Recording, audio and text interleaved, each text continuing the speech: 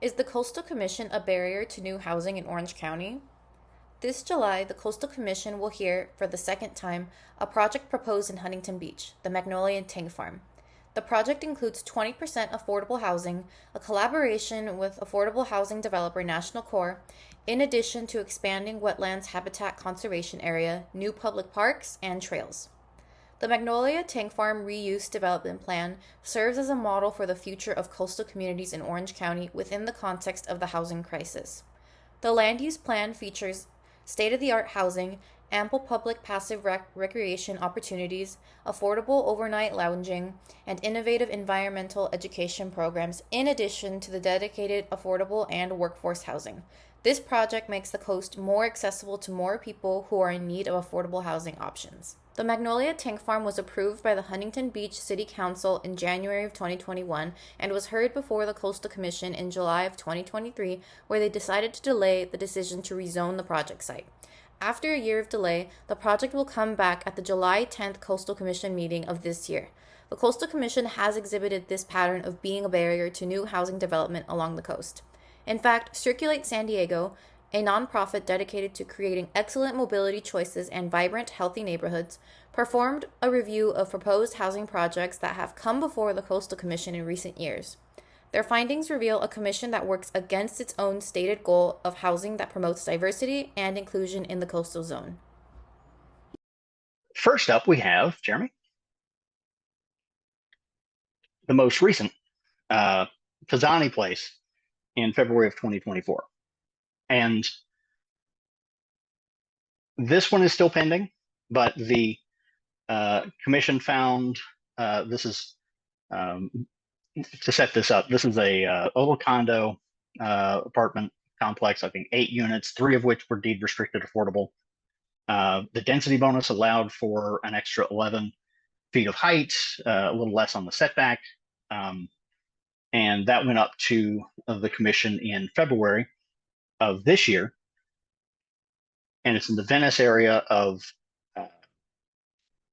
Los Angeles, about a mile from the beach. And the staff recommendation was that there should be a substantial issue, which means a de novo review, a full review of the entire project, which had already been approved unanimously by both the local and city authority. Because, as approved by the city of Los Angeles, it's not consistent with the community character of the surrounding area.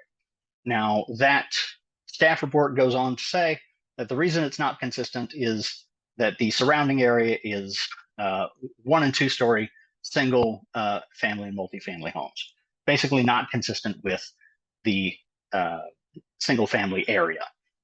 Now, if you remember, about 6 months earlier, a white paper had come out from the Coastal Commission stating that single use and single family zoning was institutionalized discrimination. And the Pisani Place example is in there just kind of illustrate that the words that we're saying about the need for action don't match up with the actions themselves when we look at the record of how the Coastal Commission is evaluating these projects. Go back to Pisani Place. So there were other issues discussed at the Coastal Commission hearing that day. One of them is there was objections from some of the commissioners, and this is actually outlined in the staff report, that the affordable units, the 3 affordable units, weren't good enough, they weren't big enough, etc. The problem with that, next slide, is that the 3 people who already lived in the affordable units on the site and would be preferred to move into the affordable units in the new project all supported the appeal. They wrote in writing and supported the project and opposed the appeal. This is a example of one of those emails, and it's on the website for the Coastal Commission in the file. I'm one of the 3 tenants that qualifies for one of the low-income units, having lived on the site for the last 32 years. 34-year veteran of Los Angeles City Schools, music teacher at a nearby high school. And yet, objections to the theoretical quality of the affordable housing overrode the desires of the actual folks who would live in it. So what we have illustrated in the Pisani Place example is, with respect to the single family zoning, the commission not living up to its own standard that it set just 6 months earlier in its white paper, illustrating that what we say theoretically doesn't match up to what we say about an individual project, and also objections to theoretical desirability for some affordable housing eligible person does not get overridden by the fact that actual people want to live here. West Cliff Drive in Santa Cruz. In 2019, the city of Santa Cruz approved a permit for a mixed-use development on a surface parking lot you can see from space. 89 residential condos, 10 of them deed restricted affordable. The Coastal Commission found the appeal raised no substantial issue in July of 2023.